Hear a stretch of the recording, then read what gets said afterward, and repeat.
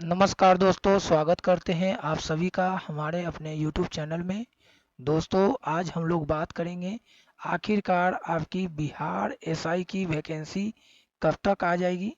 बिहार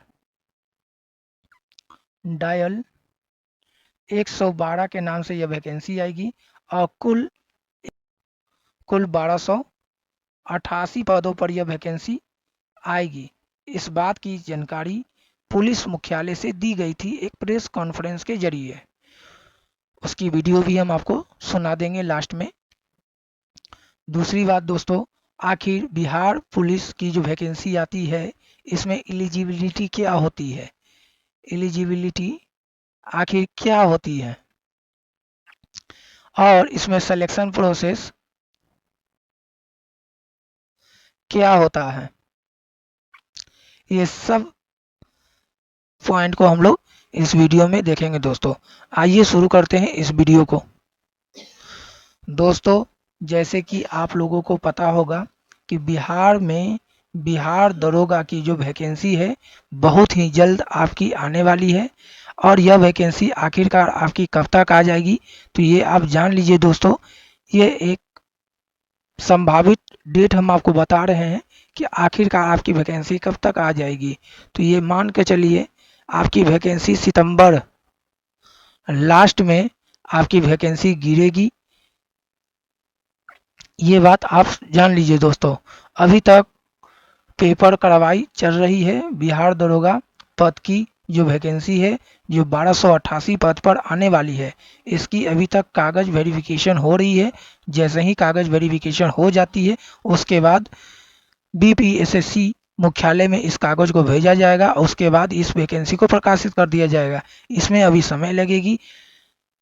सितंबर महीने के लास्ट में आपकी यह वैकेंसी आने की पूरी संभावना बन रही है दोस्तों।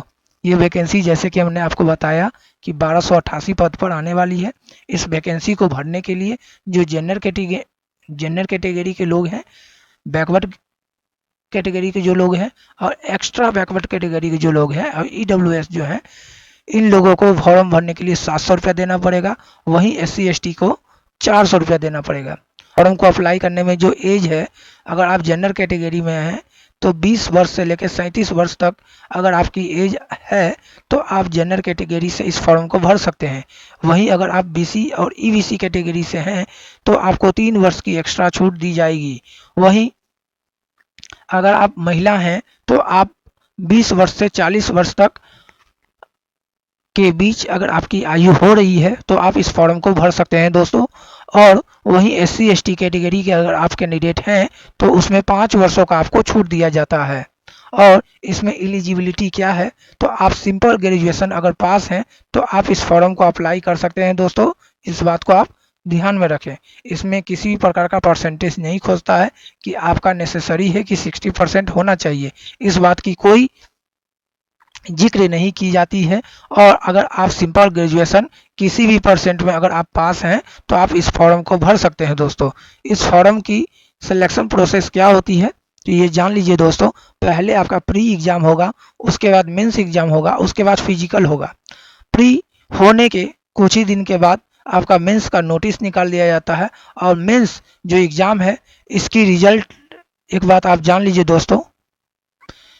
विगत 3 बिहार दरोगा की जो वैकेंसी आई है 1717, 2446 और 2213 जो पद में जो वैकेंसी आई थी, 3 दरोगा की जो वैकेंसी आई है, इस वैकेंसी में जो मेंस की जो रिजल्ट है 10 दिनों के बाद दे दी जाती है। लेकिन 2446 जो दरोगा आई थी उसमें ऐसा नहीं हुआ था। इसका कारण यही था दोस्तों क्योंकि जो 1717 में जो महिलाएं गर्भवती थी उन्होंने इस बात पर केस किया था कि हम फिजिकल उस समय नहीं कर सकते थे, आप हमारी फिजिकल बाद में करवाइए। इसी पर उन्होंने हाई कोर्ट से यह केस को जीत लिया। उसके बाद इनकी जो दौड़ हुई थी आपकी करवाई गई थी 1 जनवरी के दिन और उसके बाद इसकी रिजल्ट 2446 रिजल्ट से पहले दी गई और उसके बाद 2446 रिजल्ट आया था।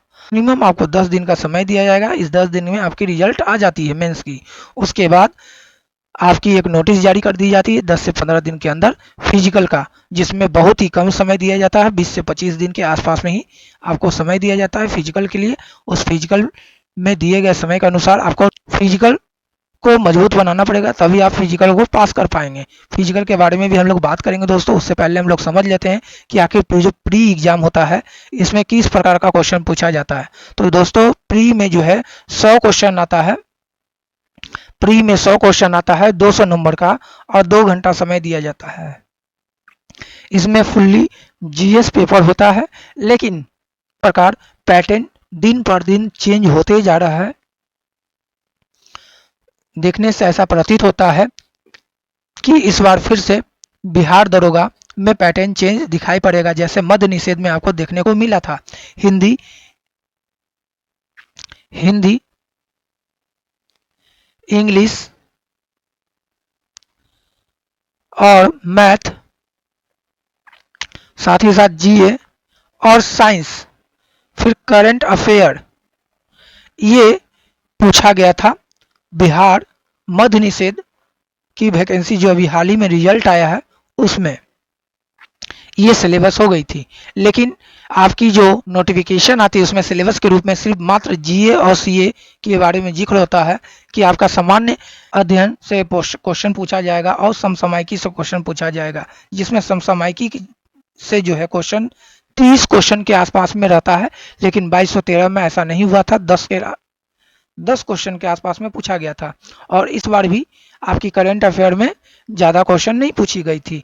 तो ये बात आप मान कर चलिए, ऐसा नहीं है कि आप करंट अफेयर अगर आप नहीं पढ़ते हैं तो आपकी रिजल्ट हो जाएगी। ये बात, करंट अफेयर को साथ में लेके चलना पड़ेगा, अपने पढ़ाई को मजबूत करना पड़ेगा, तभी आप प्री एग्जाम निकाल सकते हैं। और आप एक बात जान लीजिए, प्री एग्जाम जो होता है छांटने के लिए होता है, इसमें वैसा ही क्वेश्चन आपको डाला जाएगा कि आप नहीं बना पाए।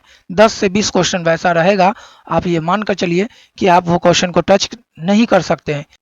निगेटिव मार्किंग, प्रत्येक क्वेश्चन अगर गलत होता है तो आपका 0.2 नंबर कट जाएगा, ये बात आप जान लीजिए दोस्तों। और सीए और जीए, जनरल अवेयरनेस और करंट अफेयर में 100 क्वेश्चन पूछा जाएगा, लेकिन इसमें यह मान कर चलिएगा मैथ, रीजनिंग और हिंदी इंग्लिश मिलाकर आपका 10 से 15 क्वेश्चन जरूर पूछा जाएगा इस बार, हमें जहां तक लग रहा है। वहीं अगर मेंस में बात किया जाए तो इसमें जनरल अवेयरनेस से क्वेश्चन रहता है, मैथ से रहता है और रीजनिंग से क्वेश्चन पूछा जाता है। इसमें एक बार आपका करंट अफेयर मेंस में नहीं पूछा जाता है, लेकिन ईएसआई एकमात्र ऐसा एग्जाम था बिहार एसआई का जिसमें करंट अफेयर मेंस में पूछा गया था।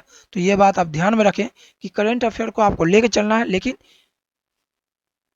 मुख्यतः आपको मेंस में जनरल अवेयरनेस, मैथ और रीजनिंग पर ही काम करना है, जिसमें 100 क्वेश्चन पूछा जाएगा, 200 मार्क्स का रहेगा, 2 घंटे का। ये लेकिन पेपर 2 का है, लेकिन पहले इससे पहले आपका पेपर 1 होगा जो पहले शिफ्ट में होगा, और इसमें 100 क्वेश्चन पूछा जाएगा 200 नंबर का, और 2 घंटे में आपको यह एग्जाम को देना है। उसके बाद आपका पेपर 2 होगा जिसमें जनरल अवेयरनेस, मैथ, रीजनिंग के 100 क्वेश्चन 200 मार्क्स के 2 घंटा में पूछा जाएगा दोस्तों।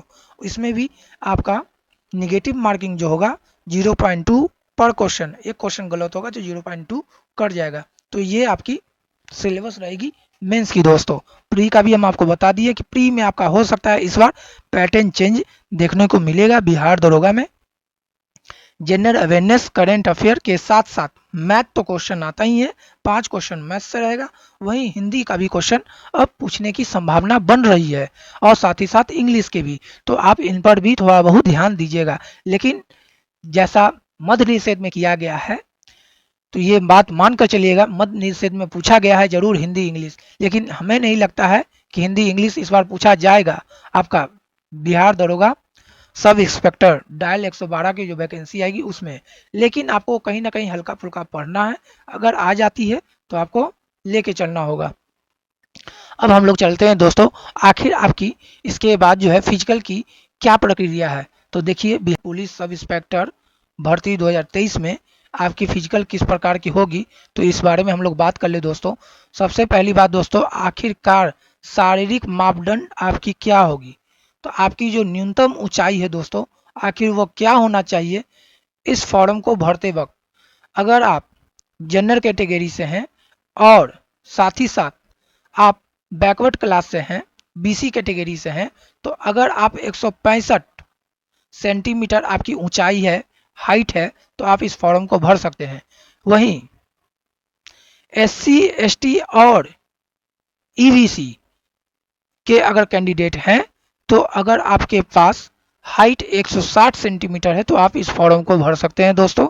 और वहीं महिलाओं के लिए इस बार 155 सेंटीमीटर हाइट रखा गया है, और इस हाइट पर जो भी महिलाएं हैं तो आप इस फॉर्म को भर सकते हैं। इसके बाद सीना फुलाने के लिए बोला जाएगा। जो भी लोग जनरल कैटेगरी से हैं, ईबीसी से हैं, बीसी से हैं, अगर वह 81 सेंटीमीटर उनका सीना है तो यह फॉर्म के लिए एलिजिबल है। और साथ ही साथ फुलाने के बाद उनका 86 सेंटीमीटर होता है सीना, तो ये एलिजिबल है इस पद के लिए। साथ ही साथ जो एससी एसटी कैंडिडेट हैं, अगर 79 बिना फुलाए उनकी सीना है तो वह एलिजिबल है इस पद के लिए। और फुलाने के बाद 84 सेंटीमीटर पड़ता है उनकी सीना अगर बढ़ती है तो इसके लिए वो एलिजिबल है। इसके बाद शारीरिक दक्षता में अगर देखा जाए, अगर दौड़ के बारे में बात कर लिया जाए दोस्तों, तो दौड़ में पुरुष और महिलाओं के लिए अलग अलग व्यवस्था की गई है। वहीं पर अगर देखा जाए जो पुरुष कैटेगरी हैं उनको अधिकतम 6 मिनट 30 सेकेंड में 1600 मीटर की दौड़ पूरा करनी होगी। वहीं अगर आप लोग हैं तो 1 किलोमीटर का दौड़ 6 मिनट में आपको कंप्लीट करनी होगी। ये दौड़ की प्रक्रिया इस प्रकार की जाती है बिहार दरोगा में। वहीं हाई जंप की अगर बात कर दी जाए, तो अगर आप पुरुष कैटेगरी में हैं तो आप न्यूनतम आपकी जो है आपको हाई जंप 4 फीट आपको हाई जंप करना पड़ेगा। एक बात और दोस्तों, ये बिहार दरोगा के लिए है, लेकिन अगर आप सार्जेंट के लिए अगर आप एलिजिबल हैं तो आपको साढ़े 4.5 फीट आपको हाई जंप करना पड़ेगा दोस्तों। वहीं जब सार्जेंट की आएगी वैकेंसी तब हम इस पे बात करेंगे, लेकिन बिहार दरोगा डायल 112 की बात हो रही है तो यहाँ पर न्यूनतम ऊंचाई आपको 4 फीट फांगना होगा। वहीं अगर आप महिला हैं तो आपको 3 फीट फांगना होगा। अगर सार्जेंट भी साथ में पद आता है तो आपको आधा आधा से फीट बढ़ाकर आपको मारना पड़ेगा। सबसे पहले आपको न्यूनतम ऊंचाई फांगने के लिए कहा जाएगा। अगर आप फांग लेते हैं न्यूनतम ऊंचाई, उसके बाद आपको आधा आधा फीट ज़्यादा करके रखेगा और बोलेगा इसको फांगिए। ये सार्जेंट के लिए होता है।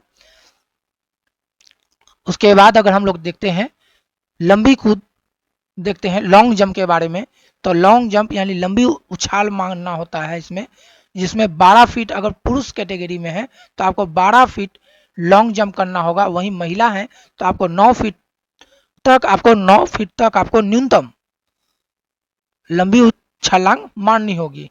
तो यह वहीं गोला फेंक में आपकी दक्षता क्या मांगती है कि अगर पुरुष कैटेगरी में है आपको 16 पाउंड का गोला दिया जाएगा और उसको 16 फीट न्यूनतम आपको फेंकना पड़ेगा। और वहीं अगर आप सार्जेंट के लिए हैं तो आपको 20 फीट मारना पड़ेगा। वहीं अगर आप महिला हैं तो उनको भी 12 पाउंड का एक गोला दिया जाएगा और 12 फीट उनको फेंकना होगा और 16 फीट सार्जेंट के लिए। ये बात आप ध्यान में रखें दोस्तों। ये आपकी गोला फेंकने वाली दक्षता है।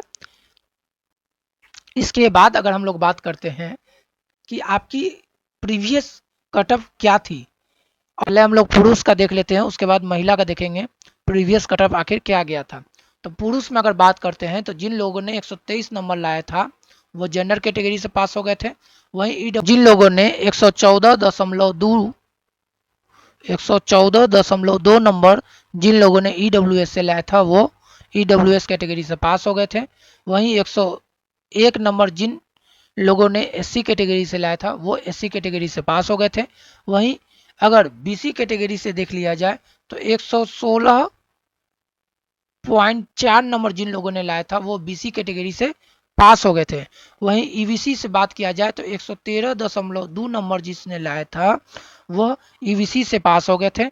वहीं एसटी कैटेगरी से अगर जिन पुरुष ने 110.8 नंबर लाया था वो एसटी कैटेगरी से पास हो गए थे। वहीं अगर महिला में देख लिया जाए तो जिन महिलाओं ने 96.8 नंबर जनरल कैटेगरी से लाई थी वह जनरल कैटेगरी से पास हो गई थी। वहीं ईडब्ल्यूएस में 81.6 नंबर जिस महिलाओं ने ईडब्ल्यूएस कैटेगरी से लाया था वह ईडब्ल्यूएस कैटेगरी से पास हो गई थी। वहीं अगर 84.2 नंबर बीसी कैटेगरी से जिन महिलाओं ने लाई थी वह बीसी कैटेगरी से पास हो गई थी। वहीं अगर बात कर लिया जाए ईबीसी से 70.2 नंबर जिस महिलाओं ने ईबीसी से लाई थी वह ईबीसी कैटेगरी से पास हो गई थी। वहीं अगर एससी कैटेगरी की बात कर दी जाए जिन महिलाओं ने एससी कैटेगरी से 60 नंबर लाई थी वह एससी कैटेगरी से पास हो गई थी। वहीं एसटी कैटेगरी में जिन महिलाओं ने 76.8 नंबर लाई थी वो एसटी कैटेगरी से पास हो गई थी। ये आपका प्रीवियस कटअप था बिहार दरोगा 2213 पदों के लिए, जिसमें मैं खुद मेंस में फेल हो गया था। दोस्तों ये आपकी प्रीवियस कटअप है। आपकी वैकेंसी सितंबर लास्ट में आएगी, 1288 पद के लिए आएगी। इस बात की सूचना कि 1288 पद पर ही बिहार दरोगा की जो वैकेंसी है वो आएगी, इस बात की सूचना हम पुलिस मुख्यालय में जो प्रेस कॉन्फ्रेंस में प्रश्न पूछा गया था उसी के संदर्भ में जो वहाँ के हेड थे उन्होंने बताया था। तो आइए हम लोग सुनते हैं इस वीडियो को, और जो भी लोग इस वीडियो को देख रहे हैं प्लीज इस चैनल को सब्सक्राइब कर दीजिएगा और हम मिलेंगे नेक्स्ट वीडियो में। दोस्तों अभी आप इस वीडियो को देखिए। सर अप्रैल में 27 अप्रैल को किया गया था, उसमें कहा गया था कि 1288 करोड़ के लिए कार्यक्रम। तो सर अब तक वो कहा गया था, हाँ वो कहा गया था। और आज मैंने आपको सिपाही भर्ती के संबंध में जानकारी दी है कि 20 जुलाई तक अंतिम तिथि है और अंतिम तिथि से पहले जो युवा है वो इसमें जरूर आवेदन कर दें। शीघ्र ही कुछ प्रक्रिया है उसमें वो लंबित रह गई है, उस लंबित प्रक्रिया के पूर्ण होते ही रोस्टर क्लियरेंस है, बहुत सारे इश्यूज हैं, जैसे ही वो लंबित प्रक्रिया पूर्ण हो जाएगी उसके बाद शीघ्र ही उसका विज्ञापन निकालने के लिए पुलिस मुख्यालय उसका जो आयोग है उस आयोग से हम लोग अनुरोध करेंगे। नहीं, संख्या वही है, बट फिर भी फाइनल कैलकुलेशन जब तक नहीं होता है तब तक और जब तक रिपोर्ट नहीं तैयार हो जाती कुछ प्रक्रिया का विलंब है, लोग इसको